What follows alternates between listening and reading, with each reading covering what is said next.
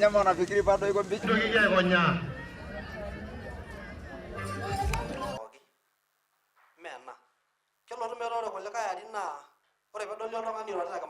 We are very, very delighted because we have come here to witness the launching of the Ma Culture App book.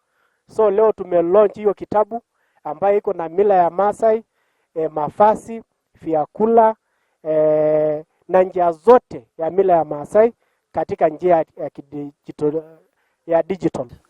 Because we saw that there is need to document this rich and world-renowned culture before it gets eroded fully. And we want to advise our young generation, and so this is the only way we can store it and we can transfer it and we can, safeguard it for the betterment of the coming generation.